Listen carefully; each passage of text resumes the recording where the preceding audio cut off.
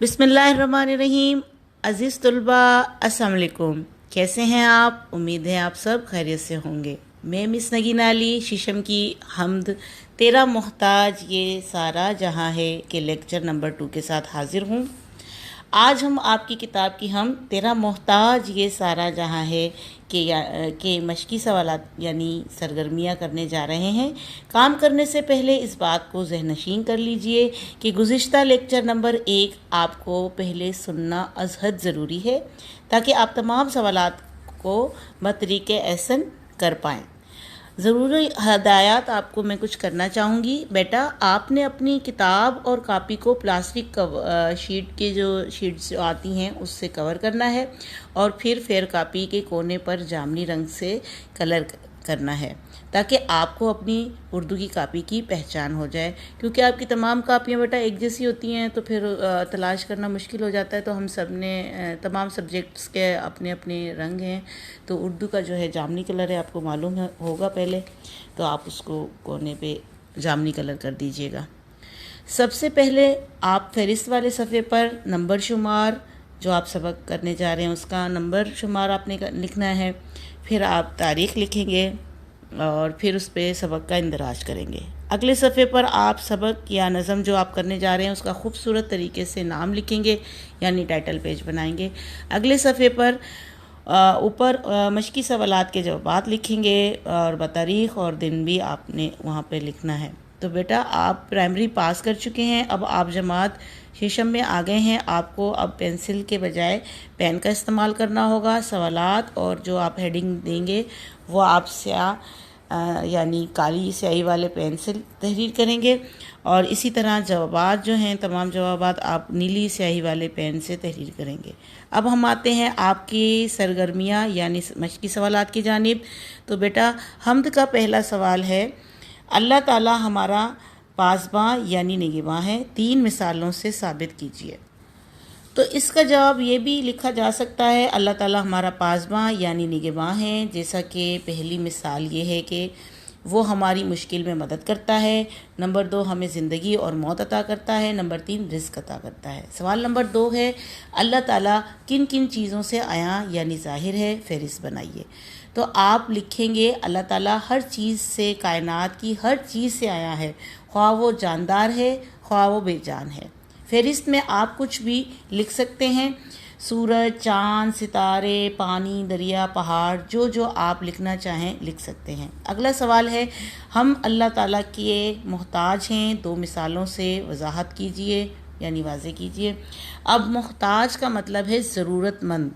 आप लिखेंगे हम अल्लाह ताला के मोहताज हैं। मिसाल नंबर 1 आपकी ये होगी, अगर अल्लाह ताला बारिश ना बरसाए तो हम पानी से महरूम हो जाएंगे और अगर वो सूरज ना निकाले तो हम रिज़्क़ से महरूम हो जाएंगे, क्योंकि दर हकीकत हर चीज़ सूरज की रोशनी और पानी पर ही पैदा होती है, पलती बढ़ती है। सवाल नंबर 2 है, दिए गए अल्फाज के मायने याद कीजिए और किसी 3 को अपने जुमलों में इस्तेमाल कीजिए। अब कोई से भी जो मुश्किल आपको अल्फाज लगते हैं जो आपकी हम्द के नीचे आपको पढ़ाए गए थे, जो मैंने समझाए थे बेटा, आपको याद होगा लेसन आपका जो लेक्चर नंबर 1 है उसमें हम्द के जो मुश्किल अल्फाज जो अल्फाज मायने थे उनमें से आपने 3 अल्फाज के मायने लिखने हैं। फिर उसके बाद उसके जो है उन्हीं अल्फाजों को जुमलों में आपने अपने इस्तेमाल करना है।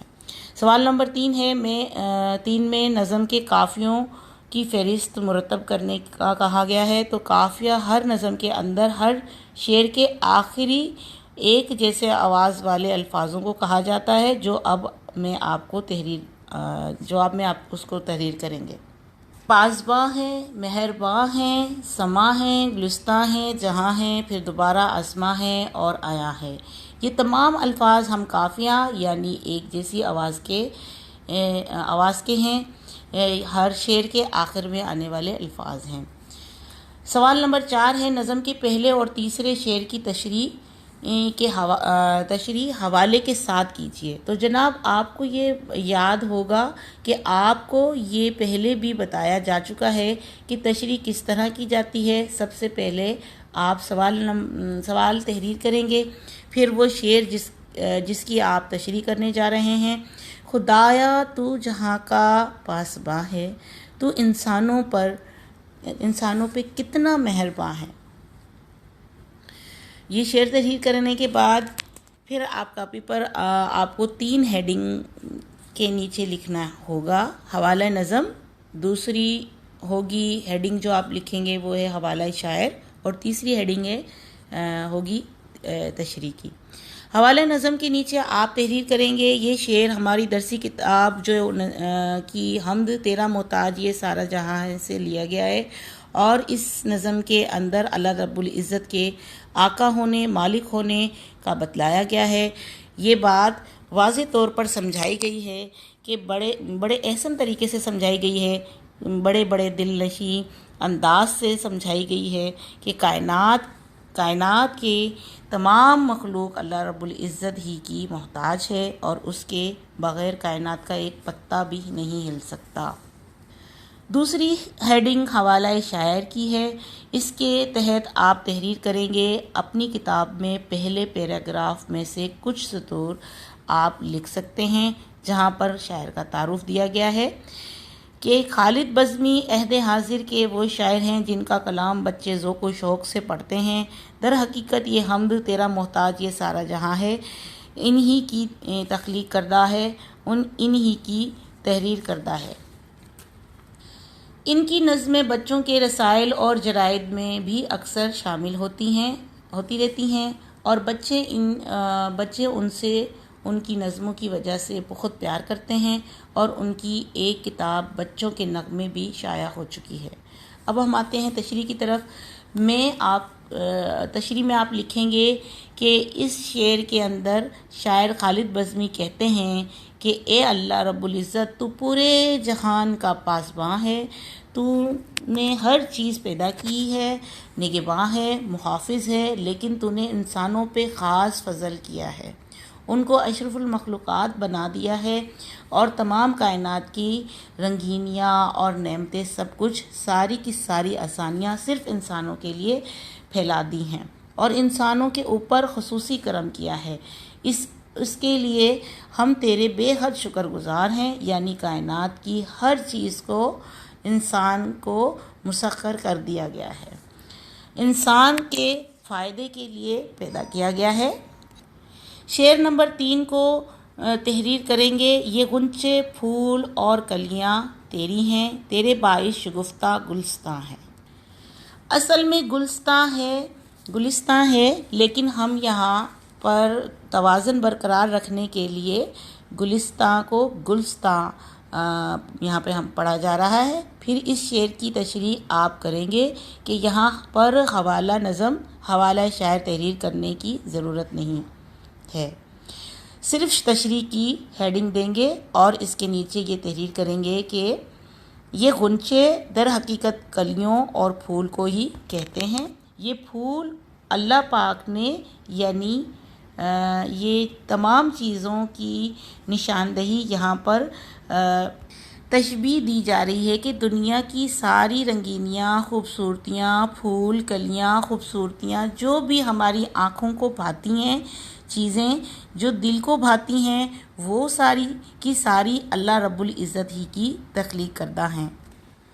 ہر چیز نے بہرحال اسی ہی کے پاس جانا ہے، لوٹ کر جانا ہے، اور تیرے باعث شگفتہ گلستان یعنی کہ یہ پورے کا پورا باغ جو اللہ تعالیٰ نے خوبصورتی سے سجایا ہے اس جہان کو، یہ سارے کا سارا تر و تازہ چلتا پھرتا ہے، اور ہر چیز اس میں جو سانس لینے والی سانس لے رہی ہے، جو کام کرنے والی کام کر رہی ہے، ہر چیز صرف اور صرف اللہ تعالیٰ کے حکم کی محتاج ہے، اور اس ہی کے باعث کر رہی ہے۔ ورنہ با الفاظ دیگر ہم یہ کہہ سکتے ہیں کہ اللہ تعالیٰ کی رضا کے بغیر یہ سب کچھ چلنا محال ہے، ناممکن ہے۔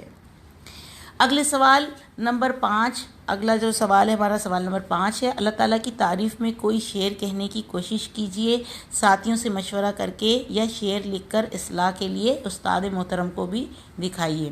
تو آپ خود کوشش کریں گے، آپ اپنے والدین کو بھی کی بھی مدد لے سکتے ہیں۔ میں نے بیٹھے بیٹھے میں تو اکثر شعر لکھتی رہتی ہوں، تو میں نے یہ ایک شعر لکھا ہے، آپ کے لیے پیش کر دیتی ہوں۔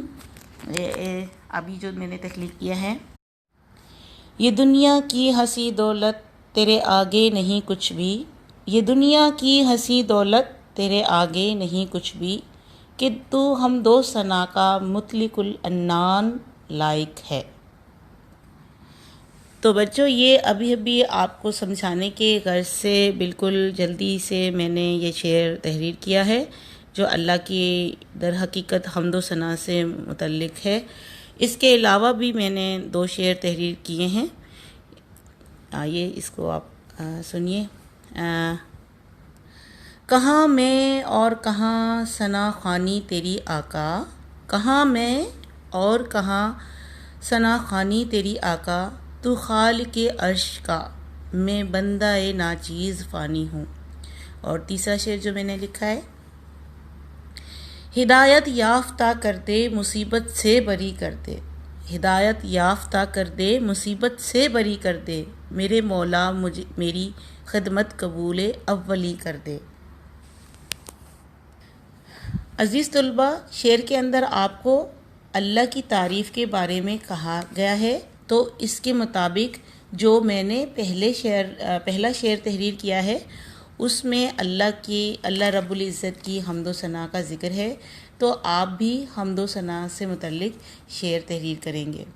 سوال نمبر 6 ہے، کافیوں کی فہرست سے مناسب لفظ چن کر حمد کو مکمل کیجیے۔ آپ کے بک کے اوپر جو بیٹا حمد لکھی ہوئی ہے، جس میں خالی جگہ چھوڑی ہوئی ہے، وہاں پر قافیہ آپ نے لکھنا ہے، تو یہ قافیہ کے الفاظ کتاب میں لکھے ہوئے ہیں، ان میں سے آپ نے چننا ہے کہ کون سا لفظ، کون سا قافیہ کس خالی جگہ میں کون سی سطر میں لکھنا مناسب رہے گا، ٹھیک ہے؟ تو اسی طریقے سے آپ اس خالی جگہ کو پر کر کے اپنی اس کتاب پہ لکھی ہوئی حمد کو مکمل کریں گے۔ اب سوال نمبر 7 جو ہے اس کا ہے کہ لفظوں کا کھیل، یقیناً اس کو آپ والدین کے ساتھ اور اس کو کرتے ہوئے یقیناً دلچسپی کا مظاہرہ کریں گے، خوب لطف اندوز ہوں گے۔ اس کو آپ نے کتاب پر ہی آپ کریں گے، اس کو بھی حل کرنا ہے، کتاب کے اوپر ہی ہوگا یہ بھی۔ اس نظم کے بعد جو آخری جو آپ کا سوال ہے، سوال نمبر 8 ہے، صفحہ نمبر 4 پر، کہ اس نظم کے تیسرے شعر کی تصویری منظر کشی آپ اپنی کاپی پر کریں، یعنی کہ ہم دیکھتے ہیں اس کو کہ تیسرا شعر کون سا ہے۔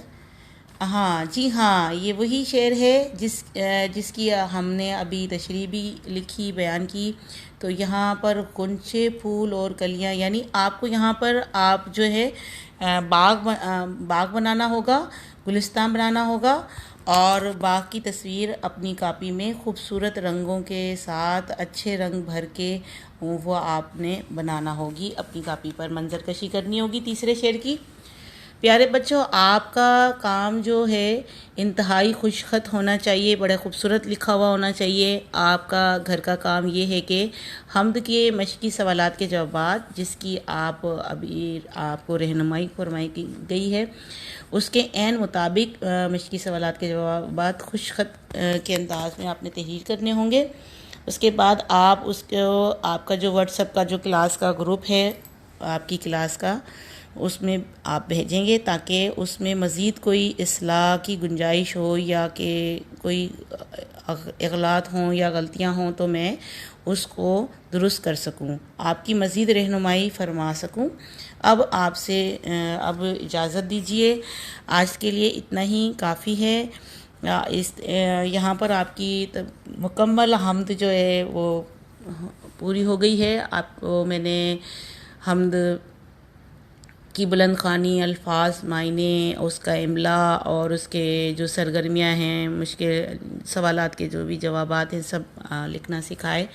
امید ہے آپ کو سمجھ میں آ گئے ہوں گے۔ اپنا بہت سارا خیال رکھیے گا. انشاءاللہ اگلے سبق کے ساتھ بہت جلد حاضر ہوں گی. تب تک کے لیے اللہ حافظ. The Educators, a project of Beacon House.